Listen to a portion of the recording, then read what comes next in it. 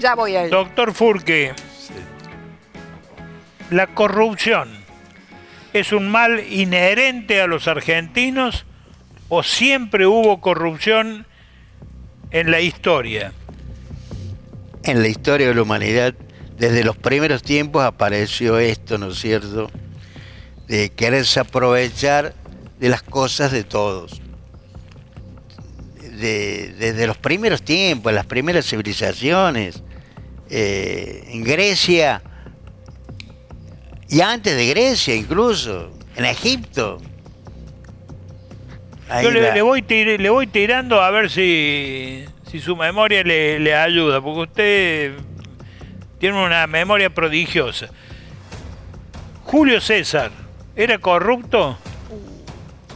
No, muchas cosas se dijeron de Julio César, ¿no es cierto?, que se pueden decir o no, pero Julio César, grandes logros tenía él para lo que después obtuvo en política, pero también en esa época existía la compra de los votos como existe ahora también. Ah, mira. Y si uno va, por ejemplo, allá en Nápoles, donde está lo que fue el Vesubio, ¿no es cierto?, la ciudad de Pompeya, va a encontrar una serie de carteles que después que ya existían en ese momento, que están en proceso de elecciones, cuando se da lo del Vesubio, que había que votar a fulano de tal, que tiene un buen prostíbulo, por ejemplo, cosas así existieron. Pero se dice que Por supuesto, Julio César fue antes, ¿no? El Vesubio fue en el 70. Sí, pero Julio César recibió el soborno de los territorios conquistados. Los territorios conquistados, cuando se daba esto de Roma y sus conquistas, ¿no es cierto?, todo ese dinero después debía ser rendido ante el Senado. Al que le hicieron el planteo, más que a Julio César, es al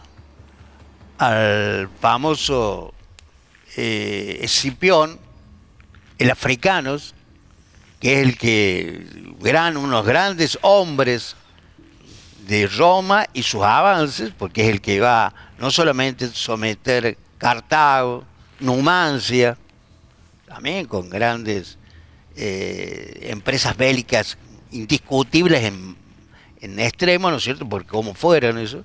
Pero después de eso fue a tomar para Roma la parte del oriente, Siria, y bueno, cuando viene de oriente, ingresa a Roma con todo el oro que traía de allá, pero Catón el viejo, que le hace el planteo de que todo muy lindo, pero no se ha rendido un famoso cofre que le habían entregado de monedas de oro para hacer un acuerdo previo. Eso no lo había rendido Escipión el Africano. En una época, doctor, Marco Licinio Craso era considerado el hombre más rico de Roma y finalmente es, digamos, denunciado, capturado, y dicen la leyenda que como castigo le hicieron beber oro fundido. Claro, tenía muchísimo dinero, Craso. Y dinero que había con el manejo de esclavos, es el que había reprimido Espartaco también en esa época, ¿no es cierto?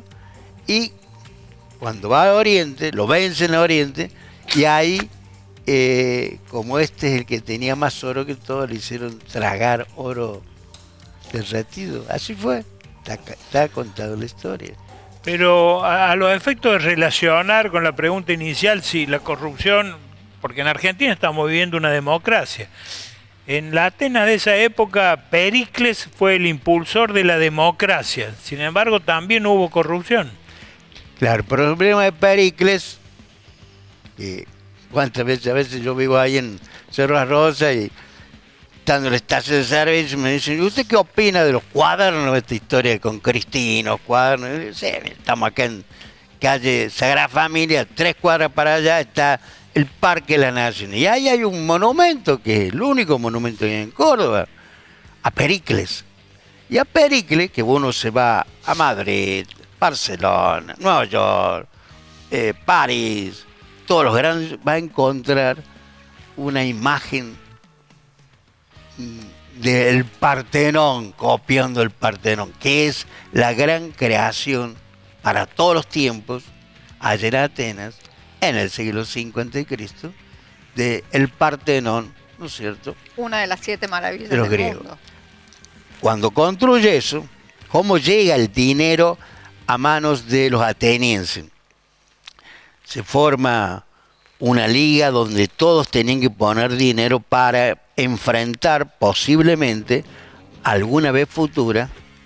Ya habían pasado las 3 guerras, las guerras médicas, la guerra con los persas, ¿no es cierto? Pero ahí todos iban a poner dinero. Y ese dinero, todo eso que había en dinero, después se traslada a Atenas y ese dinero es el que se utiliza para hacer el Partenón después con Fidias, que era el famoso arquitecto, uno de los primeros, vamos a decir, otro arquitecto en la historia de la humanidad, que es tal vez uno de los mejores artistas de la historia de la humanidad. Mejores artistas de la historia. Pero también le hicieron un proceso, y también se lo hicieron por eso como los cuadernos de Cristina, también es la misma historia, que había que rendir cuentas y había problemas y dificultades en eso. Incluso fue condenado Pericles, después por supuesto superó condena, volvió a ser de nuevo ahí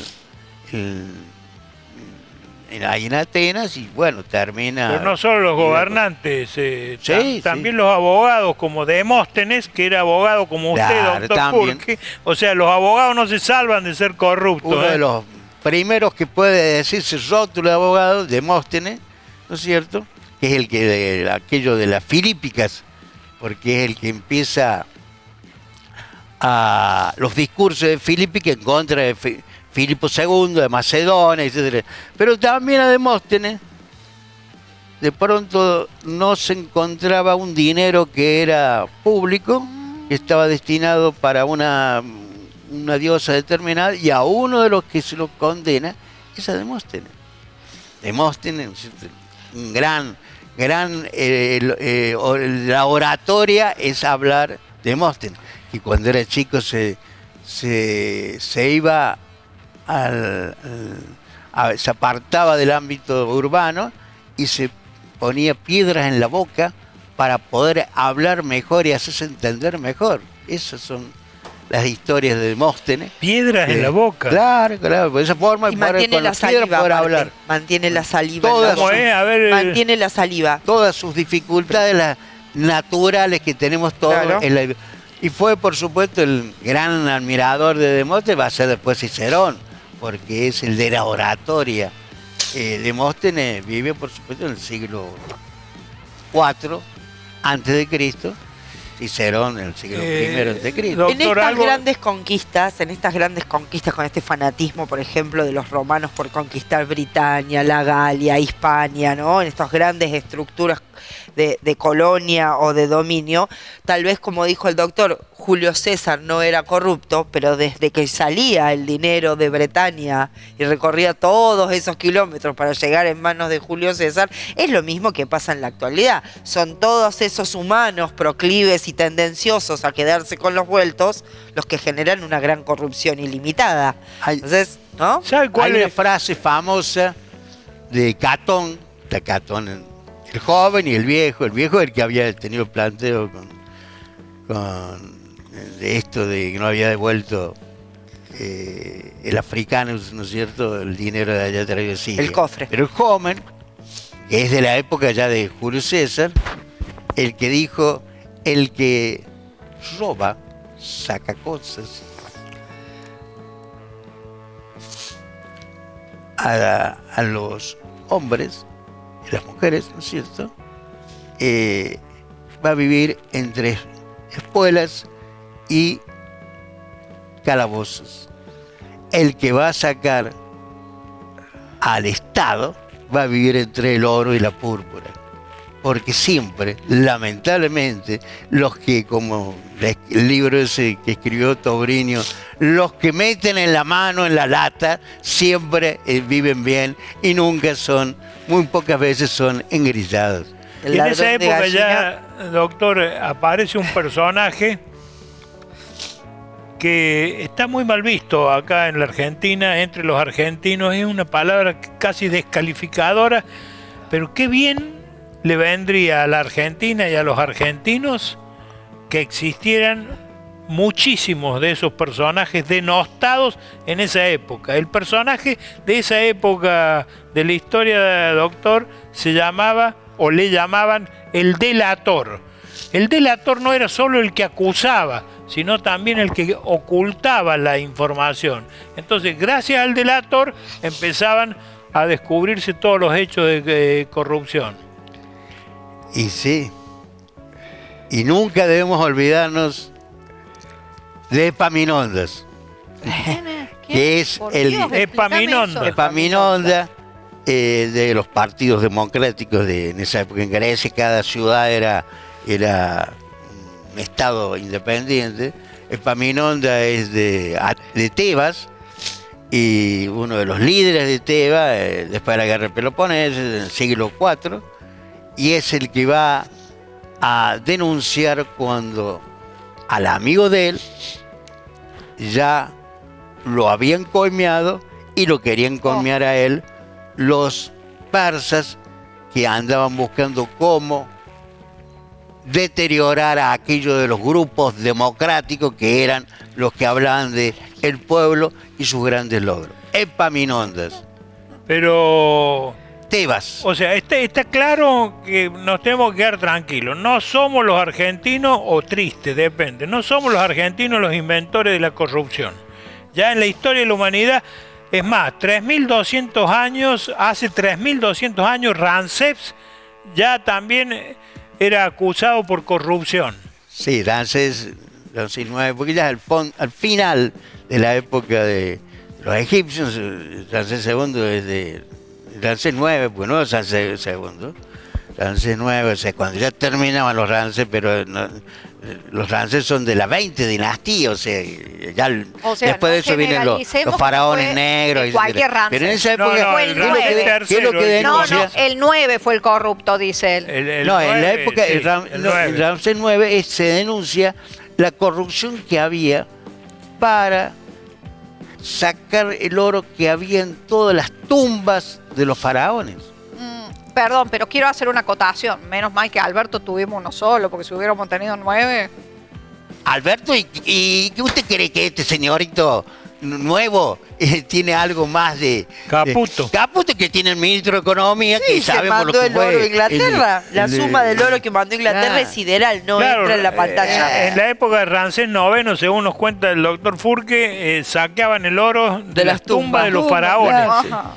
Caputo saqueó el oro Del Banco Central. Del Banco Central. Lo mandó a Inglaterra. La historia Piense se muy bien lo repite. que va a decir, porque tengo un mensaje de Martins para usted, ¿eh? Así que piense lo que está diciendo, piense. Eso lo Martins sabemos. ha mandado un mensaje. Lo sabemos muy bien todos, incluso lo que sabía muy bien Milei, que lo tenía bien marcado este Caputo, que ahora dice que buen ministro de Economía, qué sé yo. Un desastre. Pero eso otro aspecto. Acá en Córdoba hasta hemos creado los fiscales anticorrupción Sí. para no investigar nada. Claro. Claramente. Yo una vez denuncié, cuando presento la denuncia, hablo con el fiscal anticorrupción. Estaba todo probado con los elementos que se llevaban en la denuncia. Y sí, vamos a hacer todo, iba a hablar cada tanto. Sí. Y después me sorprendieron de que habían sobreseído el denunciado. Porque acá denunciar a alguien no es como tocar el gobierno. Yo me acuerdo cuando personalmente Acá tocamos al se gobierno lo todo el dije día. en 1983 a Eduardo César Angelos. Tenemos una obligación moral, esta vez en la Argentina, de hacer las cosas bien por todo lo que se había vivido en extremo en el gobierno militar. Pero claro, lamentablemente, todo lo que se hizo en el gobierno de Angelo empezó de una cosita y una cosita acá, y después vinieron los peronistas que papita para el loro. Ahora tenemos claro que la corrupción ha sido universal y en la historia universal. Desde Ramsés Salvo IX. un lugar, la Iglesia Católica. No me diga que ahí también hubo corrupción, La doctor. Iglesia Católica tiene múltiples, de todo, de todo. En la misma época de cuando Francisco, ¿no es cierto?, y hace todo su apostolado, es la misma época, en el siglo XII, XIII, donde empieza la peor corrupción en la Iglesia. Con Alejandro VI. ¿Cómo? Con Alejandro VI. Con Claro, Borgia. ya va a ser el máximo en el 1500, cuando Lutero va a Roma y ve todo lo que hay y hace toda la denuncia, ¿no es cierto?, contra la Iglesia Católica. En esa época se vendían las indulgencias, incluso en las cruzadas, 3 siglos antes, 4 siglos antes, cuando se hace la primer cruzada para restaurar el Santo Sepulcro, a los que iban a cruzar se les perdonó a todos.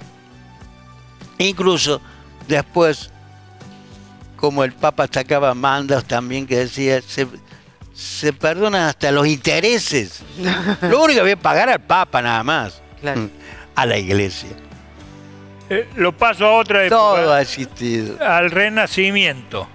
Sí. En el Renacimiento también hubo corrupción y es donde aparece la famosa frase de Nicolás Maquiavelo: el fin justifica los medios. Claro. Fíjense, de esa época todavía la estamos usando. Sí, a mí me gusta sorprende esa que se frase, sigan usando ahora, porque en Europa, que hubo esta alta corrupción, también ahora encontramos un montón de países que han podido parar esa infamia. Y sin embargo, nosotros hace unos años lo tuvimos al dirigente gastronómico Barrio Nuevo diciendo que si dejaban de robar 2 años, la Argentina mejoraba. Ah. Así- Gran verdad. Y no han dejado de Gran robar verdad. 2 años. Porque... Lástima el personaje, pero gran verdad. Porque Barrio Nuevo era dirigente gremial y sabía muy bien cómo se hacían las cosas con los juicios laborales, donde los dirigentes iban a una parte de lo que iba a cobrar el abogado. Claro. Porque los juicios laborales estaban muy mal planteados. Todo. Viene ahora Milei y dice cosas que hace rato que sabemos que era toda una barbaridad. El mamarracho jurídico, que no hay ningún juez, ni de los que eran especialistas laboral, que llegan al Tribunal Superior y dicen, esto es una barbaridad. Sí, sí, sí. Porque una cosa es de que si uno trabaja y lo despiden, que me tengan que pagar una indemnización que nadie la va a negar. Pero después aparecieron que son de la misma época de la Rúa, casi todas las leyes esas de las penalidades que tenía o tiene el que no paga en tiempo, tener un montón de penalidades que hacen que un juicio nunca se salva de un de año los de un empleo que trabajó 1 o 2 años debe después millones y millones, y son de la misma época de cuando uno busca el número ve quién la firma, la época de la Rúa, porque cuando la Rúa le firmaba lo que venían del gremialismo, que sé, millones de pesos. Está muy bien que se saquen esas penalidades. Si uno no podía tener empleado en estos tiempos. Pero claro, la corrupción, doctor, tiene una característica ya contemporánea, de las democracias contemporáneas, que incluye a la izquierda y a la derecha. El caso más típico es el español. Tanto el PP como el PSOE tuvieron tremendos casos de corrupción. La izquierda y la derecha española tuvo tremendos casos de corrupción. O sea que ya no hay distingo si es la derecha o es la izquierda la acusada o la sospechada de corrupción. si uno va a España, va a Cataluña, y allí ha estado, después de muerte de Franco, se transforma, incluso el primer presidente de la comunidad de Cataluña durante los primeros 12, 15 años.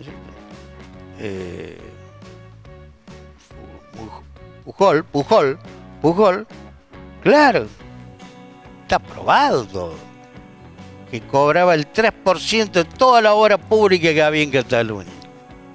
Y estaba todo el dinero después en los bancos de Andorra.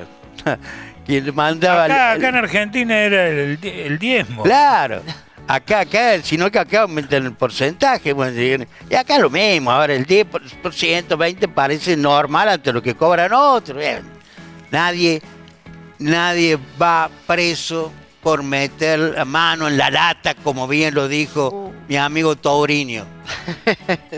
Y eso es lo que debe acabarse. Cuando yo le dije a Eduardo César, tenemos una obligación moral porque se han perdido fábricas, muerto mucha gente, desaparece todo, la gente no tiene dónde vivir, las casas.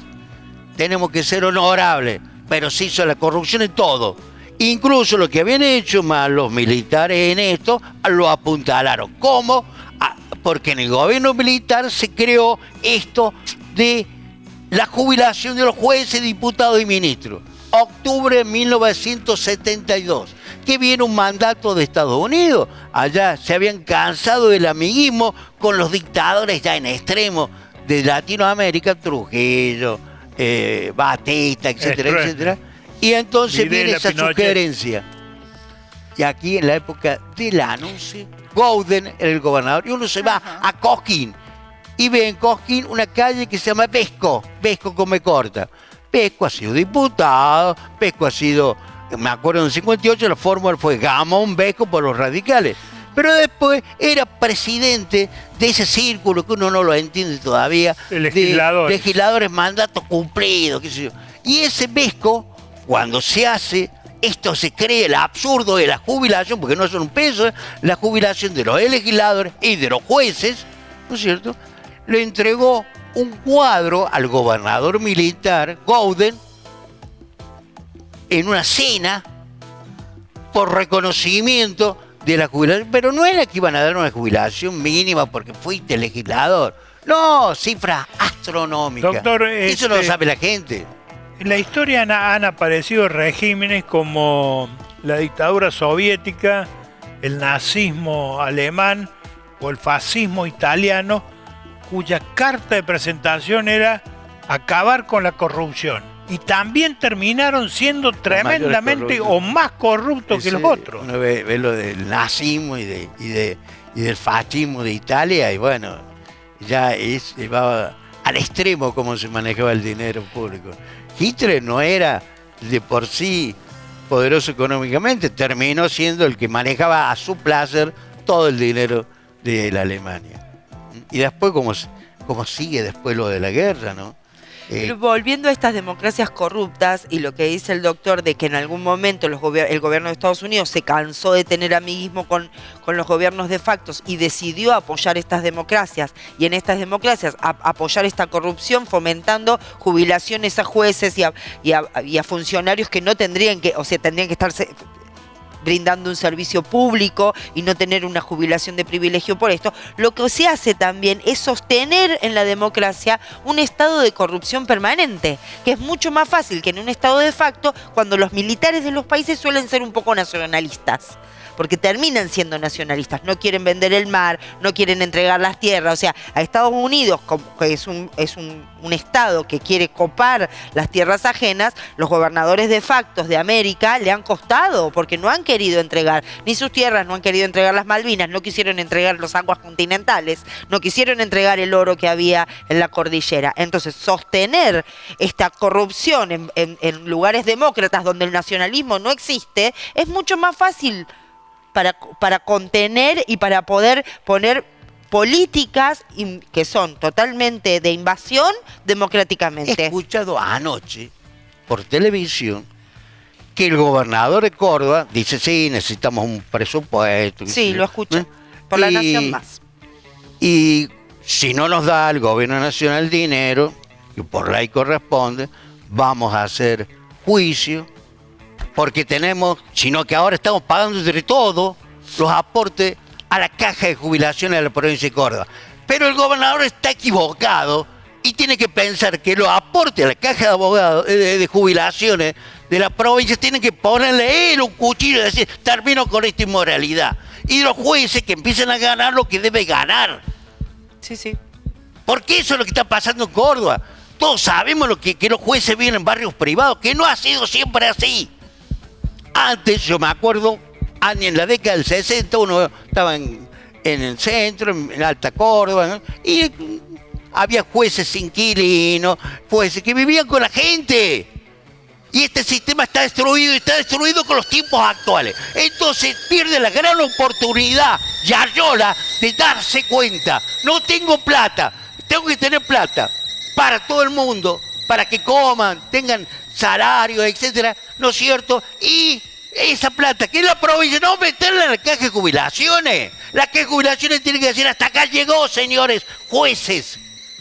Hasta que llegó. Sus sueldos no pueden ser, porque se terminaron los jueces. Claro. Los jueces lo único que piensan es la jubilación. Claro. La jubilación. Terminó cuando salió eso en el año 72, se terminó. En realidad, esto de la magistratura, uno habla con un juez hoy día y todos, sí, no, estamos llenos de cosas, la exigencia del Tribunal Superior de Justicia, ¿sí? Y cualquier exigencia renuncia, pero ninguno renuncia. Claro. ¿Cómo yo renunciara para salvar a mi familia? Y de sueldos bárbaros, porque la gente no sabe. Entonces esa es la gran oportunidad que tiene el señor gobernador de pensar. Y tiene que decirle lo que tiene que decirle también al gobierno nacional. Y tiene que ser muy cuidadoso en esto de hacer juicio a la provincia, de la provincia al Estado Nacional. Porque tenemos también lo que le pasó a Santa Fe. Sí. Que le hizo un juicio extraordinario, lo patrocinaba Granberg, el miembro de la Corte, a la provincia de Santa Fe, y después hizo un acuerdo, cosa que es común en la justicia, se arregló el pleito, costa por el causa de la provincia de Santa Fe es deudor del miembro de la Corte, una cifra pero cuantiosa. Hay jueces que cobran de jubilación más de 10 millones de pesos en Córdoba. Por supuesto. Todos. Y bueno, pero ahí mantenés al juez, al diputado y al senador en una estratosfera económica que no es real. Al ministro, al secretario, bueno, al ministro, al secretario, asesor, al senador, etcétera. Los senadores cobran 9 millones de pesos. El gobernador, en tanto que el gobernador tendría que recorrer los barrios, entrar a un almacén a ver cuánto vale un litro de aceite, cuánto vale un fideo. Si no saben cuánto ir a valen la escuela las y a ver cosas. cómo hacemos, a ver dónde vive, cómo vive la gente. Y eso es lo que no es la función del gobernador, aparte. Por eso tenemos el problema con el neonatal, que va a empezar en enero. Pero cuando un gobernador, como era en otros tiempos, Amadeo Sabatini, iba a los hospitales a recorrer las escuelas. Sí, Eso no es solo para un acto público. Claro. Acá nadie tiene, en realidad... No, pero aparece, usted porque no lo ve... Usted no ve Canal 12, el gobernador cada 2 por 3 está en una reunión con la UIA, en otra reunión con la Fundación Mediterránea, ha ido a la Bolsa de Comercio, va a todos los encuentros, en fin, está el gobernador. Tiene que estar en los no barrios. solo que está el gobernador, sino que además va el séquito, porque ahora una nueva, cada ministro, cada funcionario, hasta de medio pelo, ¿no es cierto?, tiene su propio equipo de prensa. Sí, sí. Entonces van a un acto, ¿no es cierto?, y aparece el funcionario, que es uno solo, viene un séquito atrás, de secretarios, alcahuete, qué sé yo, y otro séquito que es el que filma, el que toma nota y suben a las redes, etcétera, etcétera. Que hay que firmarlo únicamente al intendente, va a firmarlo, todo es así, todo manejo de prensa. Vergonzoso el sistema de redes, de medios que hacen los funcionarios